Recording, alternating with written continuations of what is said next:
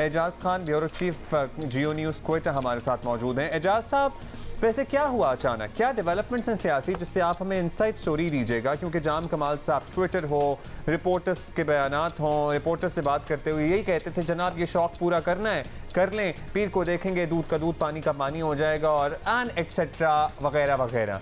फिर क्या हुआ कि वो इस्तीफ़ा देकर चले गए? एक्चुअली जाम कमाल साहब जो है वो ग्रेजुअली अपनी जो स्ट्रेंथ थी वो लूज़ कर रहे थे। उनकी अपनी जमात बलूचिस्तान अवामी पार्टी में के मेंबर्स की तादाद जो थी वो 24 थी, जिसमें सिर्फ 12 उनके साथ थे और 12 जो थे उनके अपोनेंट चले गए थे।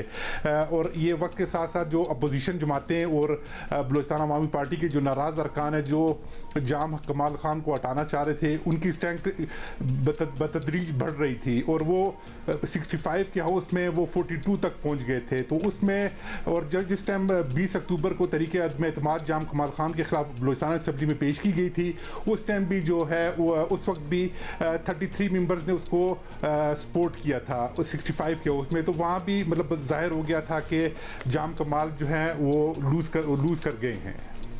अच्छा एजाज साहब, ये ज़रूर बताइएगा कि ये क्यों खिलाफ हो गए थे? ये मतलब ये इसको अगर ये ऑब्वियसली अब इस बात पे आ गई बात कि जाम कमाल ने खुद ही रिजाइन दे दिया, मतलब ये बात इधर तक कैसे पहुंची? ग्रेजुअल, ये स्लो प्रोसेस? बिल्कुल स्लो प्रोसेस था। मतलब ये किस तरह ये हुआ?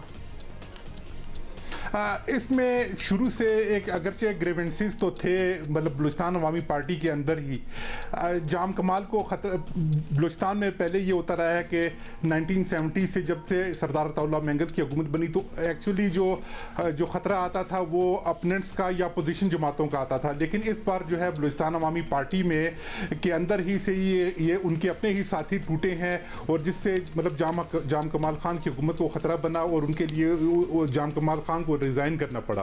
इक़्तिदार की जंग थी, परफॉर्मेंस के मसले थे, उसूली इख्तिलाफ थे, क्या था उन्हें ये जो नाराज हो गए, जाहिर है एक दिन में तो नाराज नहीं हुए होंगे, इनका क्या मौक़िफ़ था कि जनाब डिलीवर नहीं कर पा रहे हैं या फिर कोई खुद वज़ीर आला बनना चाहता है? एक तो ये। दूसरा, जाम कमाल साहब वज़ीर आज़म से ज़रा शिकवा करते हुए हमने देखा सोशल मीडिया पे, ट्विटर पे उन्होंने बयान भी जारी किया कि वफाक के वज़रा को संभालें, वफाक में कुछ लोग हैं जनाब जो दखल अंदाजी बंद करें। तो किन लोगों की तरफ वो इशारा कर रहे थे? उनके मुताबिक कौन लोग बलूचिस्तान के मामलात में वफाक में दखल अंदाजी कर रहे हैं?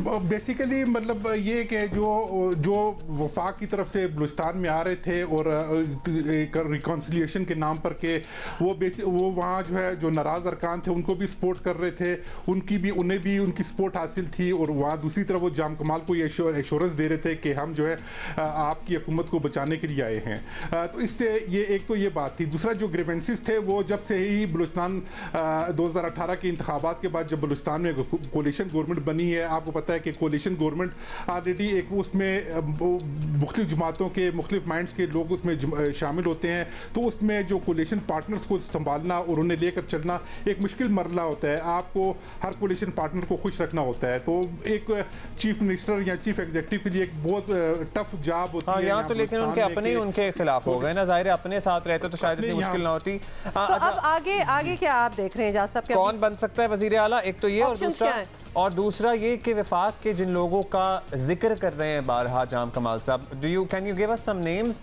जिनका वो कह रहे हैं कि जनाब ये दखल अंदाजी करते रहे हैं बलूचिस्तान के मामलात में, सियासी मामलात में? अच्छा, इसमें अगरचे बलूचिस्तान अवामी पार्टी की जो नाराज़ अरकान है उन्हें अपोजिशन जमातों की भी सपोर्ट हासिल है और इसके अलावा जो बाकी कोलिशन पार्टनर्स थे वो भी शायद आगे जाकर जो है उसमें नई कोलिशन गवर्नमेंट जो बलूचिस्तान में बनने जाएगी उसमें शामिल हों।